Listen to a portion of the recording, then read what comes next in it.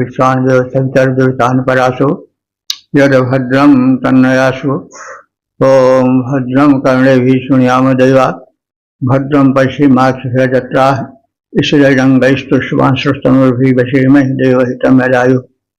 ओम वेद प्रेमियों सुधी श्रोताओं, संप्रति हम सब ऋग्वेद के दशा मंडल के 14वें सूक्त के 9वें मंत्र की व्याख्या में प्रवेश करने जा रहे हैं। मंत्र का शीर्षक है पिशाच शमशान भूमि को छोड़ दें और देवता है यम। अब संबंधित मंत्र का सर्वप्रथम सत्सर्ग पाठ हो जाए।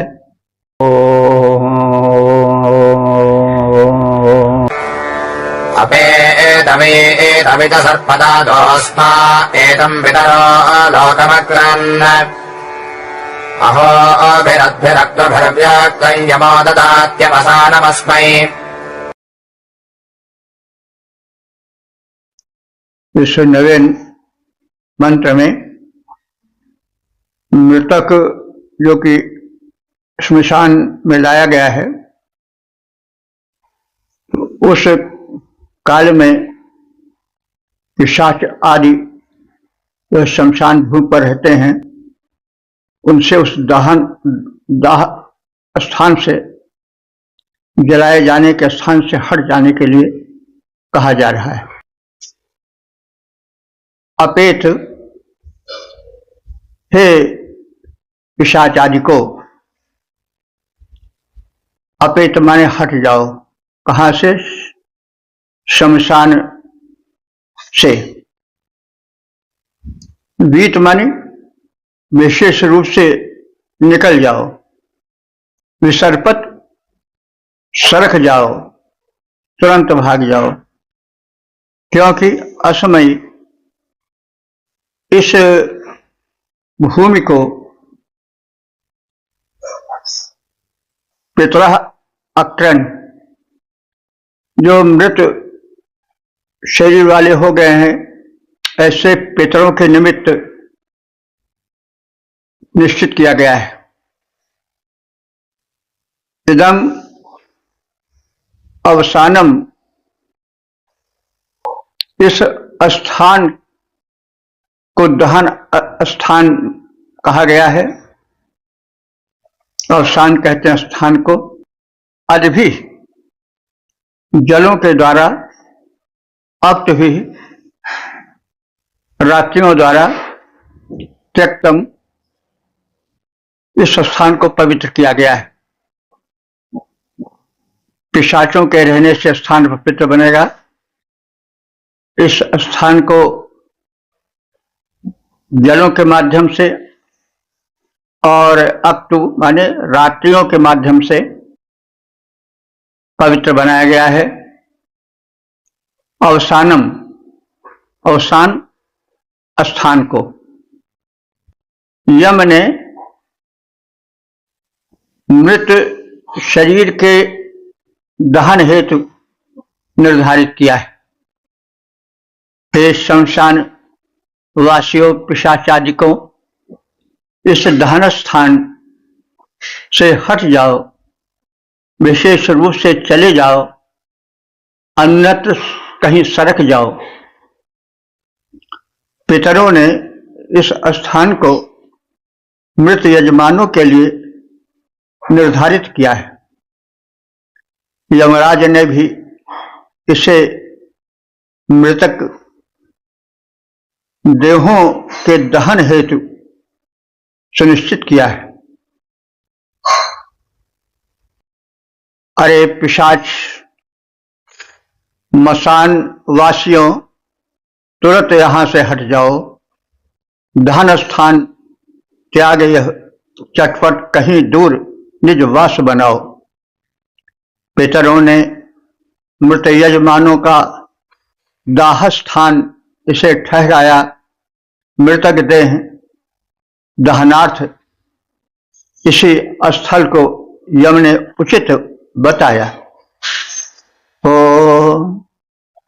10, 14, 10 देवतायम शीर्षक मृत शरीर वाले जो पितर हैं वे सानंद पितरलोक को गमन करें। अब संबंधित मंत्र का सर्वप्रथम सस्वर पाठ हो जाए।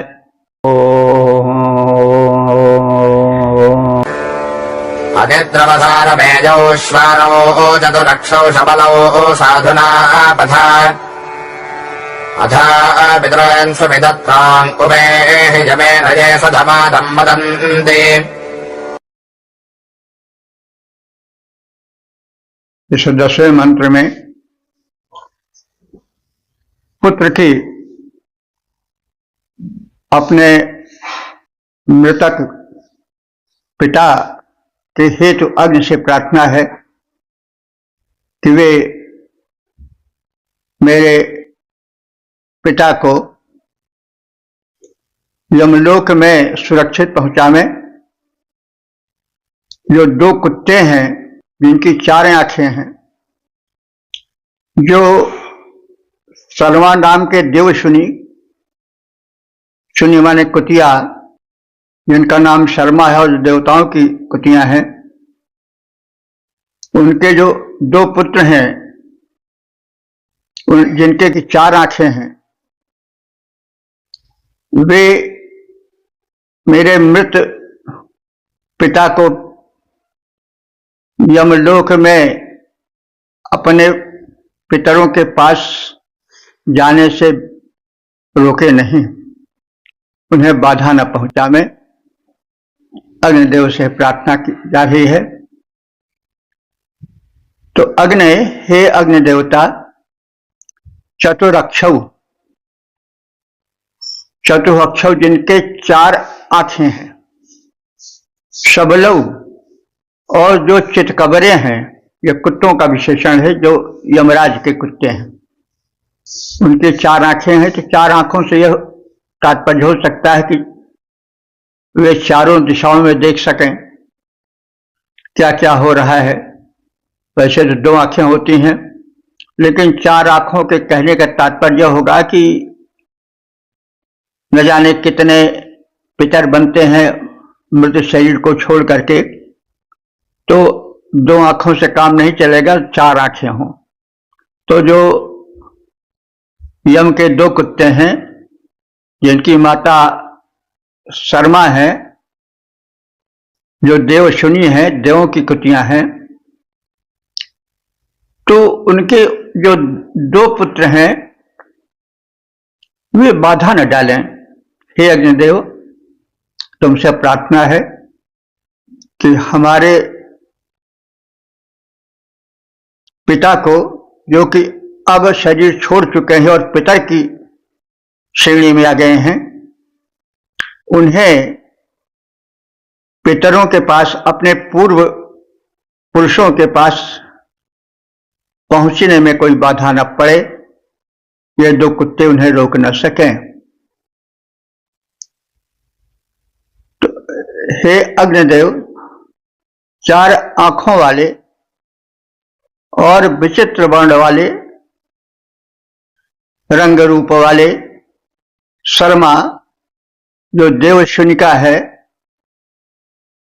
के पुत्र जो 2 कुत्ते हैं, उनसे बचाकर मेरे मृतक इस पिता को पार करा दो, सुरक्षित पहुंचा दो। और फिर पिता से कहा जा रहा है कि हे पिता, इस सुंदर मार्ग से जाने के बाद तुम अच्छे ज्ञान वाले पितरों को प्राप्त करो, जो यम के साथ सानंद रहते हैं। तो अब पितर इस बात को कैसे सुन पा रहे हो? तो यह भाव से जुड़ा भी हो सकता है। मनोकामना तो सभी कर सकते हैं कि ऐसा हो, ऐसा हो, ऐसा हो। और ऐसा भी माना जा सकता है कि शरीर छूटने के बाद जो आत्मा है वो पितर बन जाती है, तो उसकी शक्ति बढ़ जाती है। पितर लोग देवकोट में आ जाते हैं, तो वे सूक्ष्म रूप से सभी बातों को सुन सकते हैं। सत्य से कोई भी स्थान पहुंच के बाहर नहीं रहता।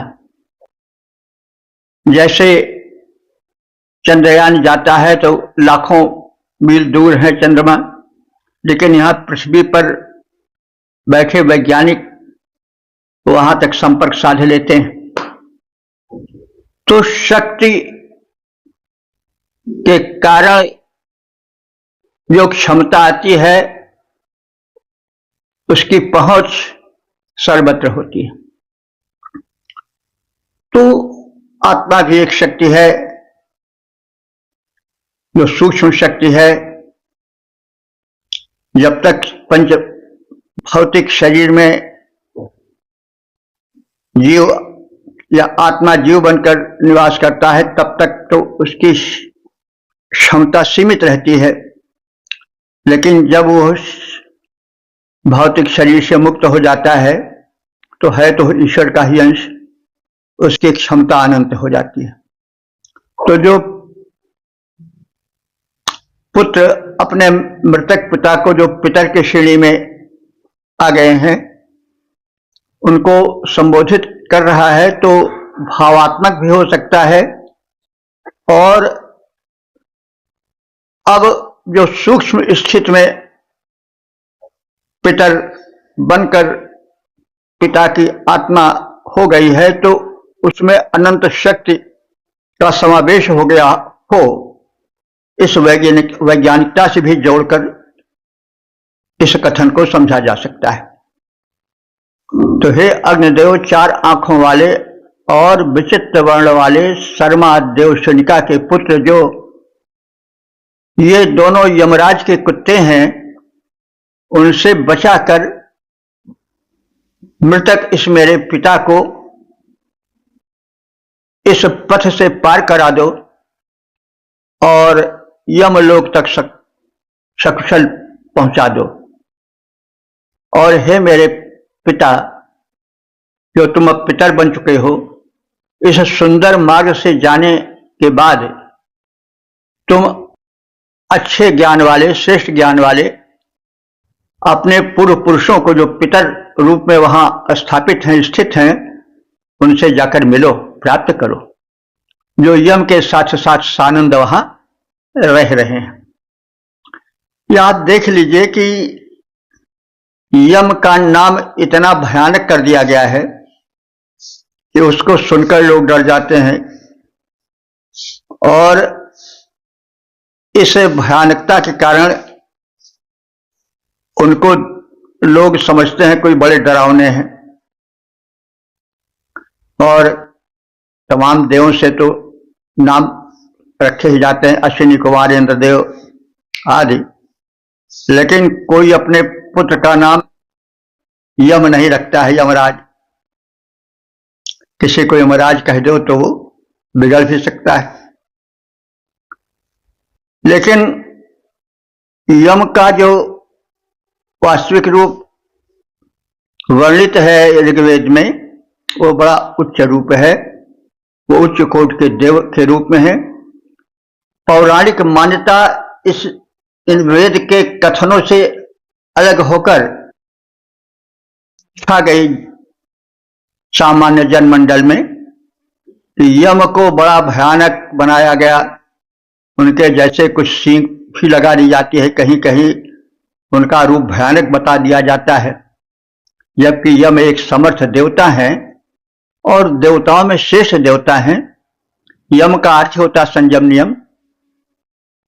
तो यह एक परिवर्तन है। यह परिवर्तन मनुष्यों पर ही नहीं, देवताओं पर भी लागू होता है। तो ऋग्वेद के यम, जो कि संयम, नियम के, न्याय के, सौमनस्य के साक्षात रूप हैं, वे पौराणिक जीवन में प्रवेश कर बड़े भयानक रूप में स्थापित हो चुके हैं। तो हमें यम के वास्तविक रूप के मूल को समझना चाहिए। तो यम के साथ पितर सानंद रहते हैं, उन्हें कोई कष्ट नहीं होता है। जबकि पौराणिक मान्यता के हिसाब से यमलोक में ऐसे कष्ट मिलते हैं कि जो कि असहनीय है, जिनकी कल्पना करते ही कांप उठता है जीव।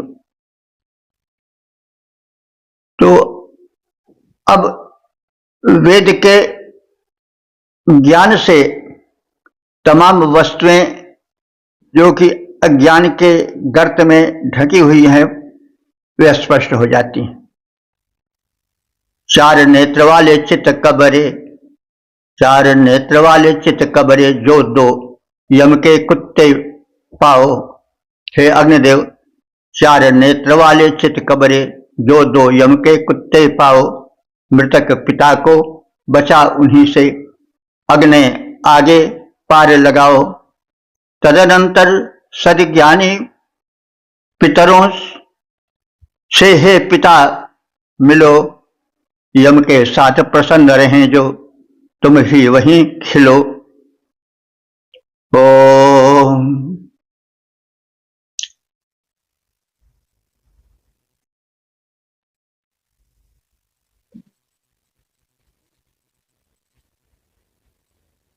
दस, 14, 11 देवता यम।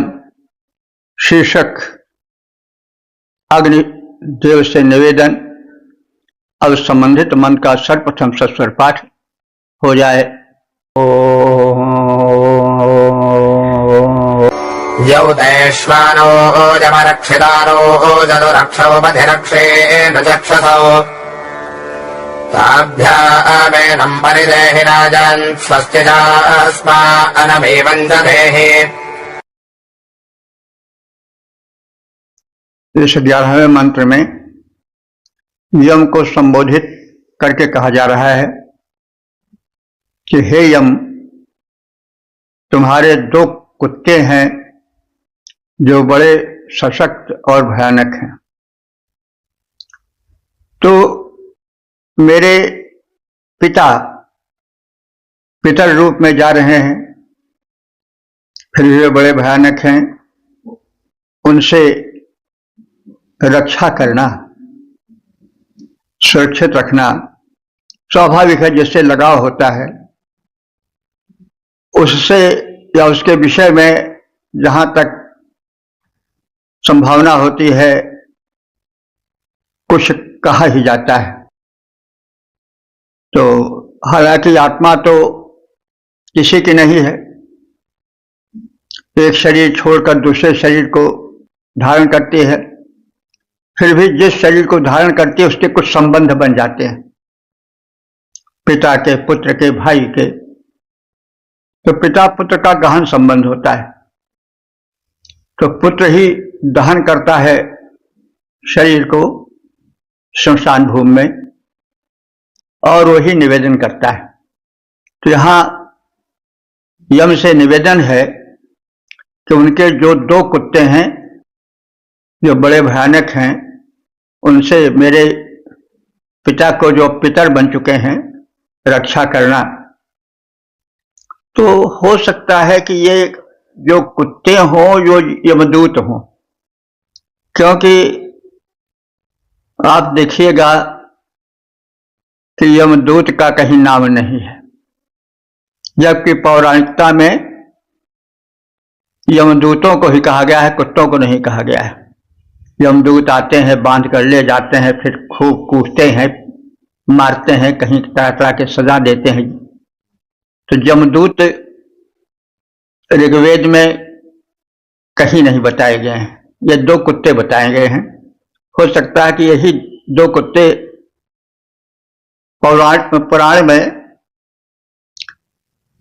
यमदूत के रूप में विकास पाए हों, विस्तार पाए हों, संबोधित किए गए हों। तो हे यम, रक्षितारो, तुम्हारे रक्षक दो कुत्ते हैं, वे पथ रक्षी, मार्ग की रक्षा करने वाले हैं। यानी कुत्ते होते हैं तो किसी के घर तक जाने के लिए जो राह होती है, घर तक पहुंचने की जो राह होती, उसकी भी रक्षा करते हैं। तो तुम्हारे जो कुत्ते हैं वो तुम्हारे मार्ग की रक्षा करते हैं। जिस मार्ग से तुम जाते हो या कोई और आता है तो कुत्ते तो झपट पड़ते हैं। तो इसीलिए तुमसे प्रार्थना की जा रही है कि उस रास्ते से जिससे तुम जाती हो और पितर जाएंगे, उस में कहीं तुम्हारे ये दो सबल कुत्ते हमारे पितर पर झपट न पड़े, उनकी रक्षा करना।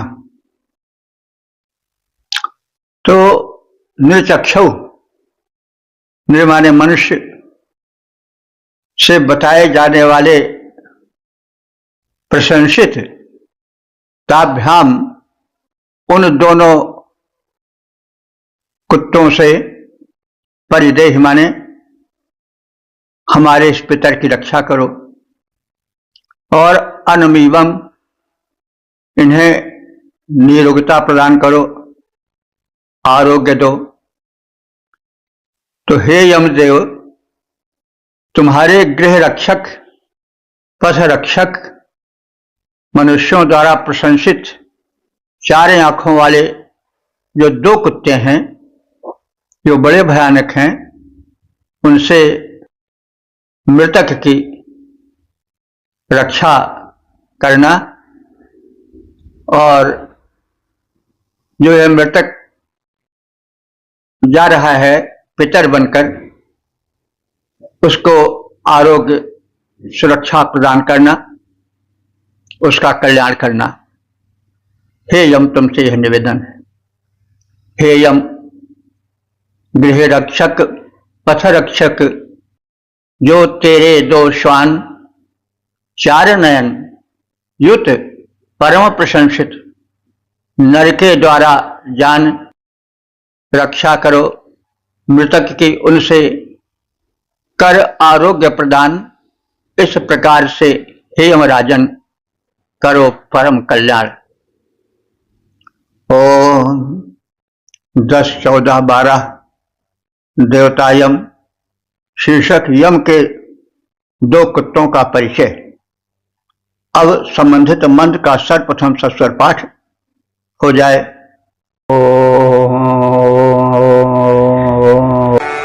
पुरोडसापसुदृपा उदम्बलौ यमस्य दोतौ चरतो जनाङ्कन तापस्पभ्यम् दृशजे सूर्याय पुनर्दातामसमध्येह भद्रम्। इस 12वें मंत्र में यम के दोनों कुत्तों का परिचय दिया जा रहा है।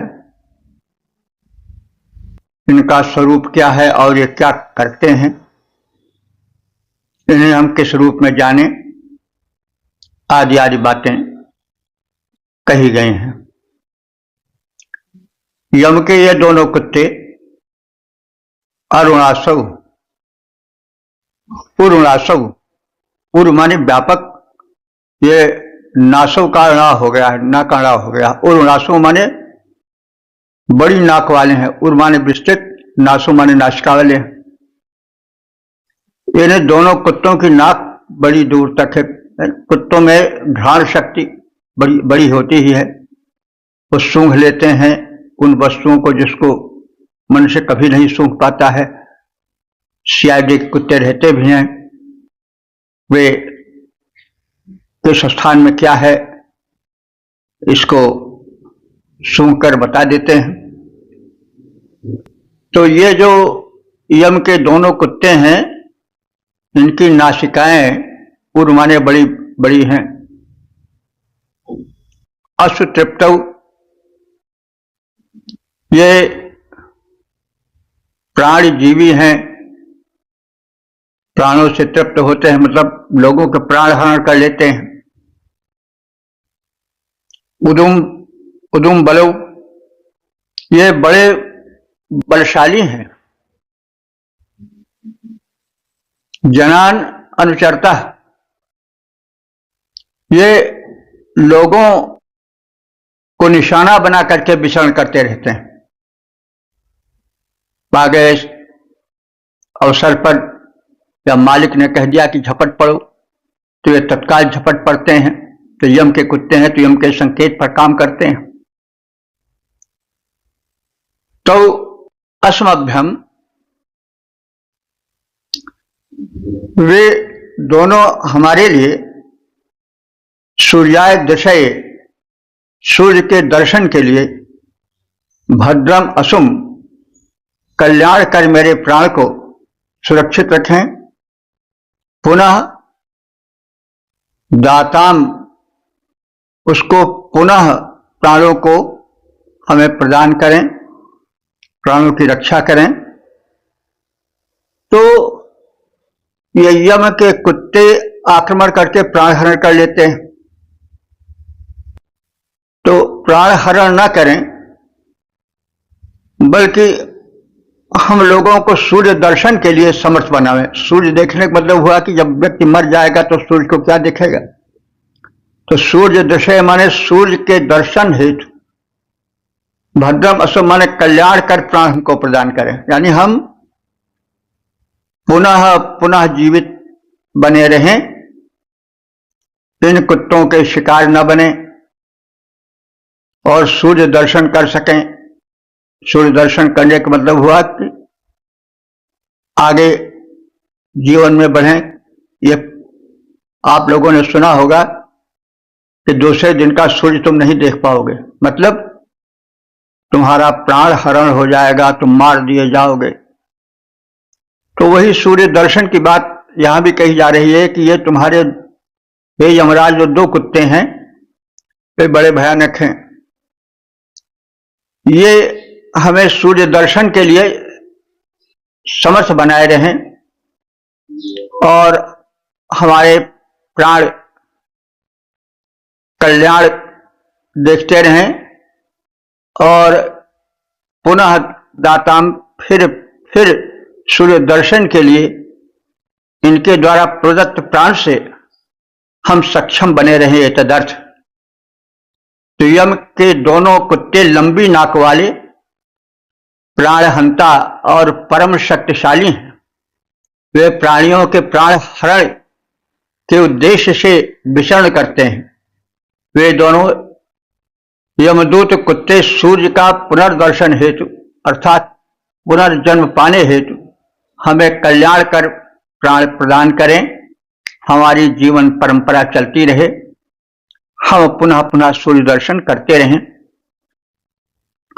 दूत है यम के दो कुत्ते, लंबी इनकी नाकें, प्राण प्राणियों के हरने को दोनों घूमे झांकें, परम शक्तिशाली दो कुत्ते हमें दिलाएं त्राण, रवि के दर्शन फिर कर पाएं, जीवन करें प्रदान। तो दिन और रात ये यम के दो कुत्ते माने जा सकते हैं। दिन और रात प्राण हरण करते हैं और वही घूम फिर कर जीवन देते रहते हैं। किसी दिन किसी का जन्म होता है, किसी रात में किसी का जन्म होता है, तो किसी दिन या किसी रात में प्राण निकल भी जाता है। तो बताया गया है कि यम के दो कुत्ते हैं, तो दिन सफेद होता है, रात काली होती है, इसलिए दिन और रात ये दोनों कुत्ते हैं। दिन और रात में किसी को जन्म मिलता है तो किसी के जन्म का जीवन का अंत भी होता है। तो ये दिन और रात यम के दो कुत्ते हैं, इन्हीं में कोई रात में इन कुत्तों का शिकार बन जाता है, कोई दिन में इनका शिकार बन जाता है। तो इसलिए इन कुत्तों से सावधान रहना चाहिए। इसको इसी भाव को यूं व्यक्त किया गया है, यम ने दो कुत्तों को पाला, एक सफेद एक है काला। सफेद दिन काला रात। यम ने दो कुत्तों को पाला, एक सफेद एक है काला। ये दोनों दिन रात कहते बारी बारी आते जाते, इनके तीक्ष्ण दंत से जग में कहीं न कोई बचने वाला। यम ने दो कुत्तों को पाला, एक सफेद एक है काला। इन दोनों कुत्तों से बचकर रहना, ये सब कुछ करते हैं देखा भाला। इनके तीक्ष्ण दंत से जग में कहीं न कोई बचने वाला। तो इन दोनों कुत्तों से बचकर रहना, बात यही है मुझको कहना, तथ्य यही है मुझको कहना। इन कुत्तों से बचकर रहना, ये सब करते देखा भाला। यम ने दो कुत्तों को पाला, एक सफेद एक है काला। ये दोनों दिन रात कहाते, बारी बारी आते जाते। इनके तीक्ष्ण दंत से जग में कहीं न कोई बचने वाला। यम ने दो कुत्तों को पाला, एक सफेद एक है काला। तो इस प्रकार से ये दो कुत्ते दिन और रात हैं, ये काल हरण करते रहते हैं प्राणियों के। तो इनसे सावधान रहना चाहिए। इस मंत्र में यह भी संकेत मिलता है कि ये कुत्ते ही बाद में यमराज के दूत के रूप में विकसित हो गए होंगे, क्योंकि हम देख रहे हैं इन मंत्रों में जैसा पुराणों में आलोक में प्रसिद्ध है, यमदूत हैं आते हैं और प्राण हरण कर लेते हैं और फिर क्या क्या कष्ट देते हैं, तो ऐसा कुछ तो वर्णन है नहीं। तो यही जो दो कुत्ते हैं, यही बाद में पुराणों में यमदूत के रूप में आगे विकसित हो गए हों। तो इस प्रकार से हम इन मंत्रों के विचार से अवगत हों और काव्य का और साथ ही साथ जीवन की गंभीरता का, जन्म मरण का ध्यान रखें। ओम 10, 14, 13 देवतायम शीर्षक यज्ञ में यम सोमपान करें। अब संबंधित मंत्र का सर्वप्रथम सस्वर पाठ हो जाए।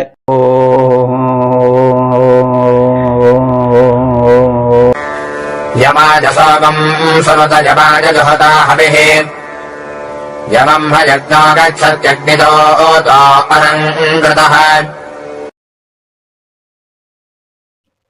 इस 13वें मंत्र में यम देवता के हेतु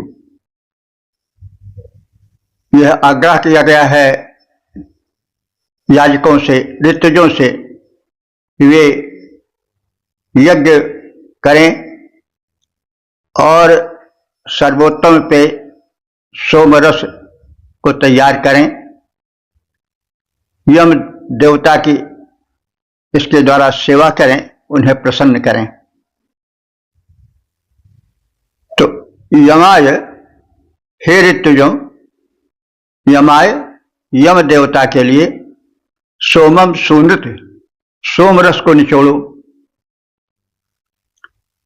और यमाय यम देवता के लिए हविः जुहुत, हव्य द्रव्य को, जुहुत माने चढ़ाओ, अलंकृता माने उन्हें इस प्रकार से अलंकृत करो, यानी उनके स्वागत में सोमरस प्रस्तुत करो, स्तुति मंत्र गाओ और इस प्रकार से उनको सुशोभित करो, उनको प्रसन्न वदन करो, उनकी कृपा प्राप्त करो। हे ऋतुजों, यम देवता के लिए सोम को निचोड़ो, अर्थात सोमलता को कूटकर उसका रस निकालो। यम देव हेतु हवि का विधान करो। जैसे यज्ञ में अग्निदूत हैं और जो नाना द्रव्यों से अलंकृत है, वह यज्ञ निश्चित रूप से यम को प्राप्त होता है। यम उससे प्रसन्न होते हैं और यज्ञ द्वारा मनोवांछित श्रेष्ठ हव्य द्रव्य द्वारा, अष्टज मंत्रों के गायन द्वारा यम देवता को प्रसन्न करो। हे याजकों, सोमरस राजा यम के हेतु निकालो, हवि का करो विधान, उसे यम हेतु अग्नि में डालो। जिसमें अग्निदूत बन शोभित नाना द्रव्य सुहाता, ऐसा उत्तम यज्ञ प्राप्त यम को तुरंत हो जाता। इस प्रकार से आप समय के उतार चढ़ाव में देवताओं की दिव्यता में किस प्रकार से उतार चढ़ाव आता है, यह देखना यहां पर उचित है। तो हम आज यज्ञों में कहीं भी यम का नाम नहीं लेते हैं, कहीं भी नहीं यमाय नमः कहते हैं, इदम नमम इदम जैसा कहा जाता है, यमाय ओम यमाय नमः स्वाहा ऐसा नहीं कहा जाता। तमाम देवता इंद्रादि को तो आहुति समर्पित की जाती है आज भी, लेकिन यम को कहीं नहीं समर्पित की जाती, बल्कि यम तो हमारे लिए बड़े उपयोगी हैं। वह जिंदे में तो सभी साथ देते हैं, लेकिन मरने के बाद जो साथ दे वो कितना उपयोगी है। वहां पर तो कोई सहायक भी नहीं हो सकता है। यहाँ इस लोक में तो हमारे पुत्र, हमारे मित्र, हमारे भाई, परिवार वाले हमारे सहायक बनकर आ सकते हैं, हमको मुसीबत से टाल सकते हैं, लेकिन उस लोक में जहां यम का शासन है वहां तो कोई नहीं पहुंच सकता है। तो इसलिए यम किसी रूप में बहुत महान है, पूज्य है, उनकी पूजा अवश्य होनी चाहिए। लेकिन यह समय का है, फिर है, मानव में ही नहीं देवों में भी समय का प्रभाव पड़ता है। काल उनको भी दबाता, उठाता, चढ़ाता, गिराता है। तो इसे ध्यान में रखना चाहिए। हे याजकों सोमरस राजा, यम के हेतु निकालो, हवि का करो विधान, उसे यम हेतु अग्नि में डालो। जिसमें अग्नि दूत बन शोभित नाना द्रव्य सुहाता, ऐसा उत्तम यज्ञ प्राप्त यम को है तुरंत प्राप्त हो जाता। ओ 10, 14, 14 देवता यम शीर्षक ऋतुजों से निवेदन। अब संबंधित मन का सर्वप्रथम सस्वर पाठ हो जाए। ओ यमाज घृतवद्धनर्जहोद प्रजतिष्ठता, सनो देवेश्वाजमद्दीर्घमाजः प्रजेवसे। इस 14वें मंत्र में ऋतुजों अर्थात यज्ञ कर्म को संपादन करने वाले पुरोहितों से निवेदन किया गया है कि वे यम को सुंदर से सुंदर, उत्तम से उत्तम आहुति प्रदान करें, ताकि यम की कृपा से हम चिरायु पावें। तो ऋतुजः, हे ऋतुजों, घृतवत, घृत से युक्त, जुहोत माने आहुति करो, किसके लिए? यम के लिए। प्रतिष्ठित, और उनकी प्रतिष्ठा करो, उनका सम्मान करो, उनकी उपासना करो प्रजीव से, क्योंकि वे यम देवता हमें दीर्घ जीवन देने में सक्षम है। और दीर्घ जीवनार्थ आयमत उनकी प्रार्थना करो ताकि वह हमें चिरायु प्रदान करें। हे ऋतुगण, तुम यम देवता के लिए घृत युक्त हवि से आहुति प्रदान करो और उनकी उपासना करो, ताकि प्रसन्न यम देवता हमें दीर्घ जीवन प्रदान करें और हम पर कृपालु बने। हे ऋतुगण, घृत युक्त आहुति यम को करो प्रदान। हे ऋतुगण, घृत युक्त आहुति यम को करो प्रदान, पूजन करो ताकि वे हमको दें चिरायु का दान। ओ 10, 14, 15 देवता यम शीर्षक याजक यम हेतु यज्ञ विधान करें। अब संबंधित मंत्र का सर्वप्रथम सस्वर पाठ हो जाए।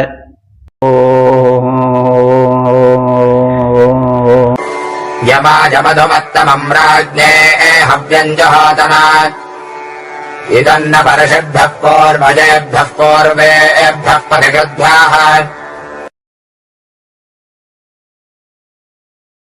इस 15वें मंत्र में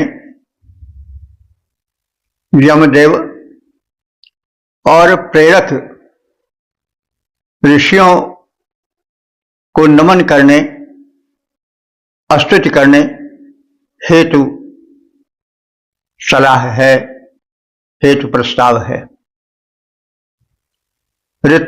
ऋतुजः, हे ऋतुगण, राज्ञ यमाय, राजा यम के लिए, मधुमत्तमं हव्यम जुहोतन, अत्यंत मधुरतम हव्य को अर्पित करो। पूर्वजेभ्यः, और जो हमारे पूर्व पुरुष हैं उनके लिए भी, जो हमें प्रेरक बनकर प्रेरणा देते आ रहे हैं सत्कर्मों को, उनके लिए भी स्तुति का और आहुति का विधान करो। पूर्वेभ्यः पथकृदन्यः ऋषिभ्यः, और जो पूर्व मार्गदर्शक ऋषि हैं उनके लिए इदम नमः, यह नमन जो हम प्रस्तुत कर रहे हैं मंत्रों द्वारा, उसका विधान करो। हे याजकों, राजा यम के लिए सुमधुर हव्य विधान करो। प्राचीन काल में जिन पूर्वज ऋषिगणों ने हमें सन्मार्ग की प्रेरणा दी है, उनको हम नमन करते हैं, तुम भी उनके नमन का विधान करो। हे ऋतुजों, हे ऋतुजों, मृत्यु के अधिपति यम राजा हैं, ध्यान धरो, अस्तु प्रेम पूर्वक उनके हित सुमधुर हव्य विधान करो। जिन पूर्वज ऋषियों ने हमको पहले सतपथ दिखलाया, सादर नमन करो, उन सबको प्रथम प्रेरणा मार्ग बनाया। ओम 10, 14, 16 देवता यम, शीर्षक यम की महत्ता और संबंधित मंत्र का सर्वप्रथम सस्वर पाठ हो जाए।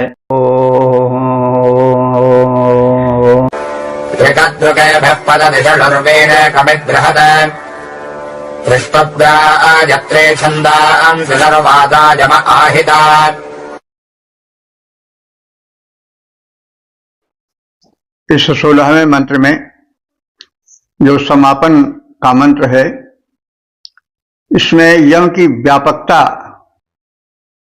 उसकी अखंड महिमा का कथन है। यह यम त्रिकद्र के भी 3 कद्रुकों, यानी ज्योति, आयु और गौ, ये 3 कद्रुक हैं। कद्रुक का संबंध सोम महोत्सव से है। यह महोत्सव 6 दिनों का होता था।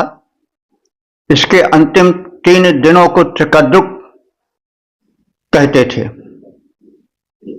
तो यह यम त्रिकद्र के भी 3 कद्रुकों में महान महिमा प्राप्त करता है और रक्षा करता है। इसी प्रकार से षड उर्वी, 6 भूमियों अर्थात देव, पृथ्वी, आपः, औषधया, ऋक् और सुनृत, सूक्ति, ये 6 भूमियां हैं जिन पर की देव शक्तियां आकर टिकती हैं, निवास करती हैं। इन 6 भूमियों पर भी यम की कृपा दृष्टि रहती है और उसकी रक्षा करते हैं। उनको प्राप्त करते हैं माने वहां जाते हैं और उसकी रक्षा करते हैं। बृहत माने विराट, आहिता माने निहित है। उन यम की महिमा विराट है और इस विराटत्व में सभी वस्तुएं प्रविष्ट हैं, निहित हैं। यह यमराज 3 कद्रकों अर्थात ज्योति, आयु और गौ नामक 3 यज्ञ विशेषों को प्राप्त करते हैं अथवा रक्षा करते हैं। यह यम 6 भूमियों अर्थात देव, पृथ्वी, आपः, औषधयः, ऋक् और सूक्ति तथा एकमात्र इस विराट संसार की भी रक्षा करते हैं।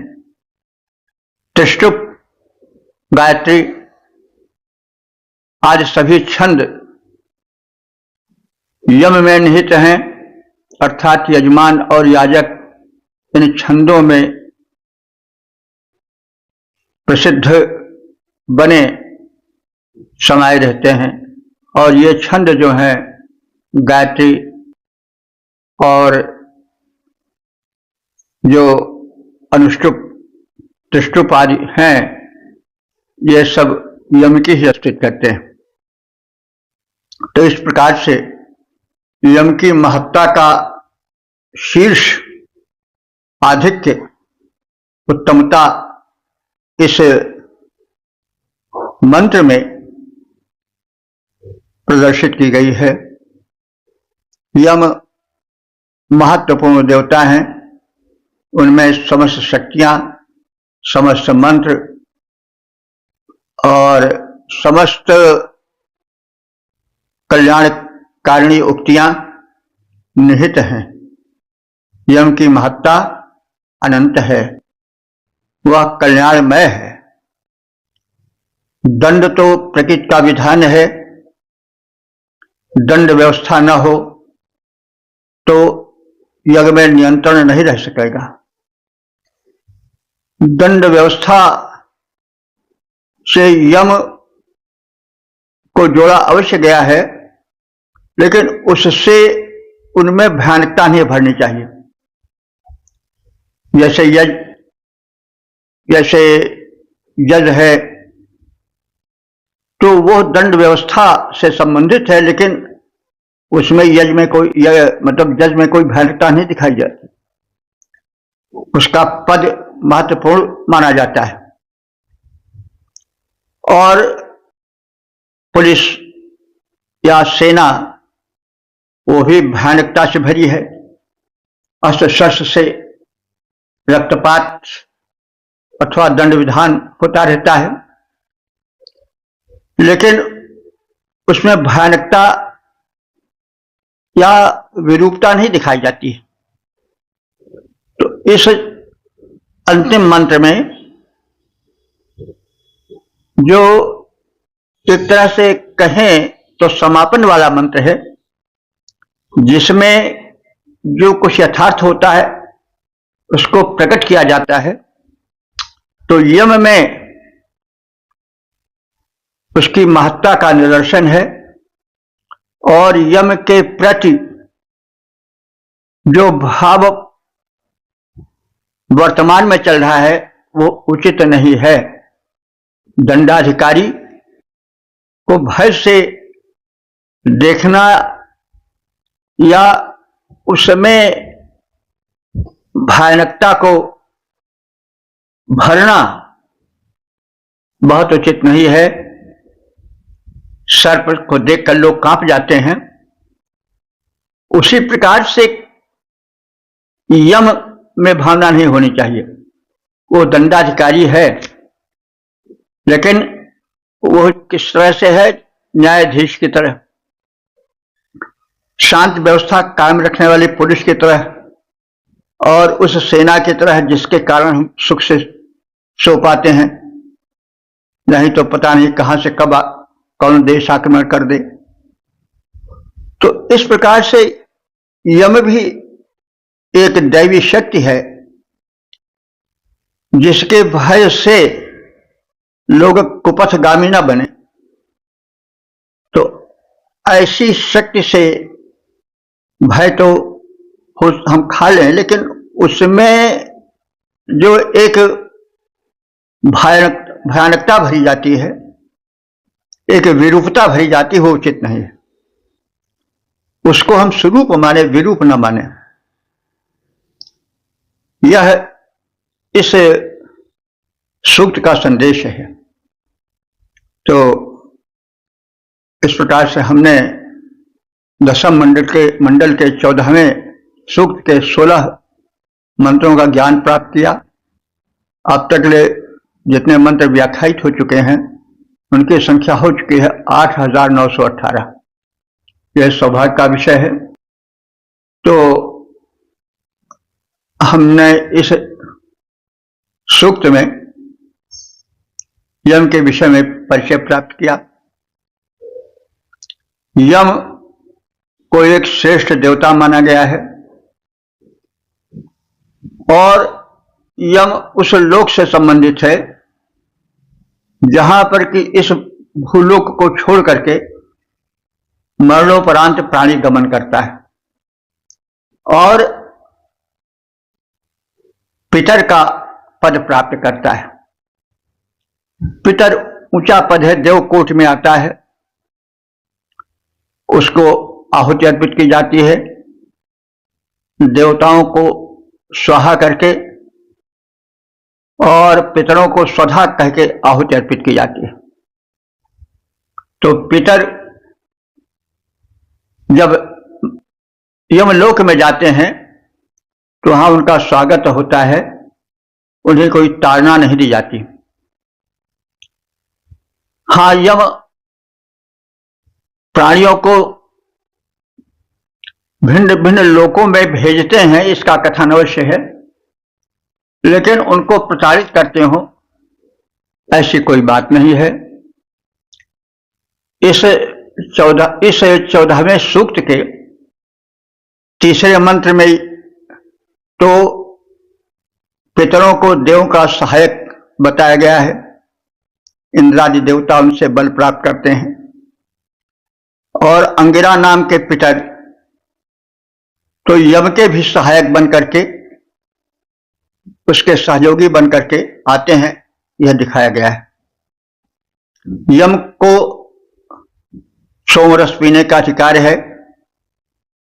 यम को यज्ञ में आकर प्रेम पूर्वक बैठाया जाता है। इसका उदाहरण या इस तथ्य की भी प्रस्तुति की गई है।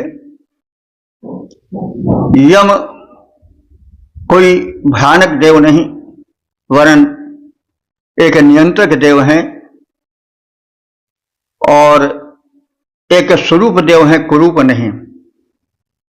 ऋग्वेद में कहीं उनके कुरूपता का दर्शन नहीं है।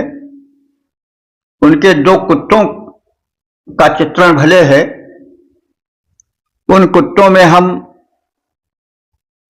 देख सकते हैं कि वे यमदूत हैं, क्योंकि वे यम के पथ की रखवाली करते हैं। जो प्रवेश के योग्य नहीं है उनको वे प्रवेश से रोकते हैं पितरलोक में। और कभी कभी कुत्ते जो हैं वो उन लोगों पर भी आक्रमण कर देते हैं जिन पर नहीं करना चाहिए। इसलिए यम से प्रार्थना की गई है कि आप इन दोनों कुत्तों पर ध्यान रखें कि ये हमारे पितर को कहीं अपने अनुचित आक्रमण का शिकार न बना लें। तो हमारे ऋषियों ने ये बड़ी अच्छी कल्पना कही है या सत्य कही है, जिसका दर्शन किया है कि मनुष्य इस शरीर छोड़ने के बाद कहीं न कहीं जाता अवश्य है, क्योंकि ये शरीर कोई चिराग की बत्ती नहीं है कि बुझ गई तो बुझ गई, फिर वो कहां गई इसको कोई नहीं बता सकता है। लेकिन वो जाति कहीं न कहीं अवश्य है। इस बात को देखा गया है और कालदर्शी ऋषियों ने इसको सत्य पाया है कि वह स्थान यम राजा का विस्तृत लोक है, जहां पर कि मृतक पितर के रूप में स्थान पाता है। तो यह सत्य हमारे ऋषियों मुनियों ने अपने सूक्ष्मदर्शी अथवा त्रिकालदर्शी स्वरूप से, नेत्र से जाना, ज्ञान नेत्र से परखा। अब यहां पर हमारे ऋषिगण नहीं शांत हो गए कि इन बातों पर विचार नहीं करना चाहिए, जैसा कि गौतम बुद्ध के विषय में मिलता है कि वे इन प्रश्नों पर विचार करने से रोकते हैं लोगों को। उनके शिष्य जब कभी पूछते थे कि हे बुद्धदेव, हे तथागत, यह बताओ कि मनुष्य मरने के बाद कहाँ जाता है, तो गौतम बुद्ध टाल देते थे। ये सब प्रश्न पूछने योग्य नहीं है। दीपक जल रहा है, बत्ती बुझ गई, कहाँ गई, इस पर चिंता मत करो, समय मत गवाओ, बल्कि दीपक जलाए रहो और बुझे हुए दीपक को फिर जलाओ। तो बहरहाल ये बात टालने की बात है, प्रश्न का सटीक उत्तर नहीं है। ये उनका एक सिद्धांत था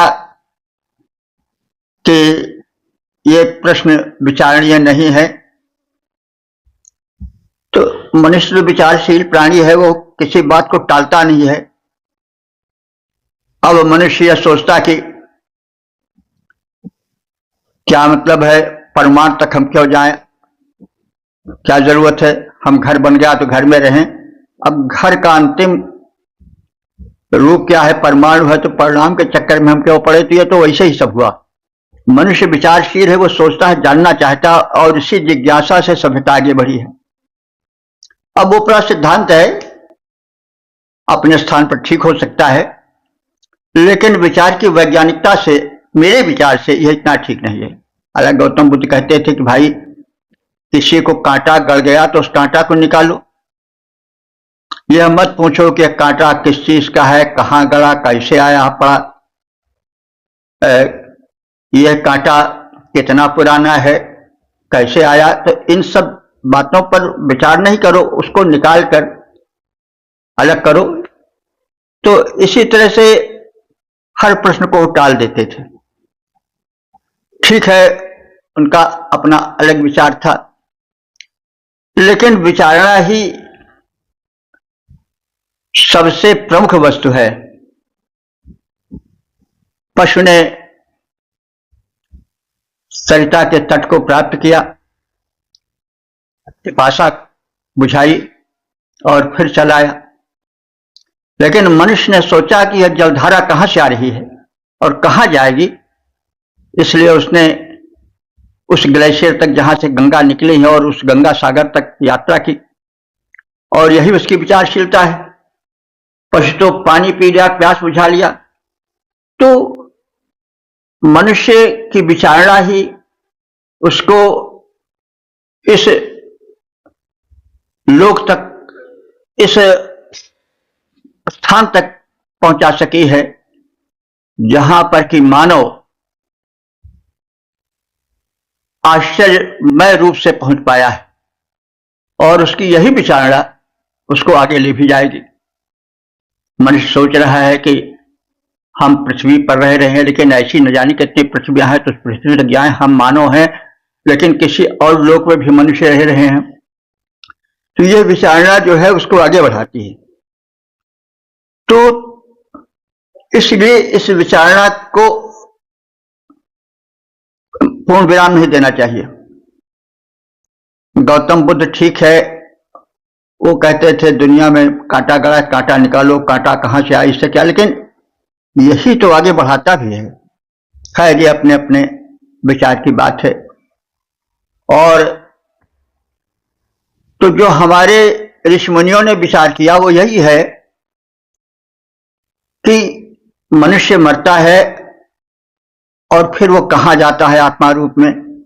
और उन्होंने यह शोध की कि वो एक ऐसा लोक है जो यमलोक कहा जाता है, वहां वो जाता है, वहां उसका स्वागत होता है, कोई उसको प्रताड़ना नहीं दी जाती है। तो यह तो वेद जन सत्य है। बाद में पौराणिक विस्तार हुआ कि यम के सींग है, यम भयानक है, यम तो सबका प्राण हरण करता है, भैंसे पर चढ़ता है, क्या करता है। तो ये सब ठीक नहीं है। हम जानें और यम देवता को महिमा मंडित करें, क्योंकि हम अपने इस विचार की राह में बहुत दूर तक चले आए हैं, कहीं कहीं भटक भी गए हैं। तो उस भटकन को दूर करने की आवश्यकता है और इसके लिए वेद के मूल में जाने की आवश्यकता है। ऋग्वेद में सत्य को प्रथम बड़े सूक्ष्म दृष्टि से देखा गया है और यहां का सत्य पूर्ण सत्य है। इसलिए पूर्णता को देखने के लिए हमें वेद के ज्ञान के तल में प्रवेश करना पड़ेगा। इसलिए वेदाध्ययन आवश्यक है।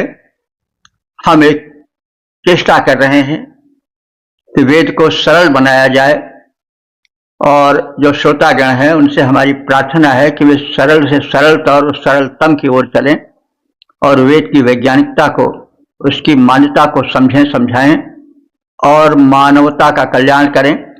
क्योंकि वेद वसुधैव कुटुंबकम का अनुयायी है, उसमें क्षेत्रवादिता का कहीं समवाय नहीं है। तो इस तरह से मानवता का प्रथम गायक ऋग्वेद का अध्ययन, उसका प्रचार प्रसार हो, इस मान्यता को ध्यान में रखकर हम इस कथन के साथ अब आज विराम लेते हैं। ओम सर्वे भवन्तु सुखिनः, सर्वे सन्तु निरामयाः, सर्वे भद्राणि पश्यन्तु, मा कश्चित् दुःख भाग् भवेत्।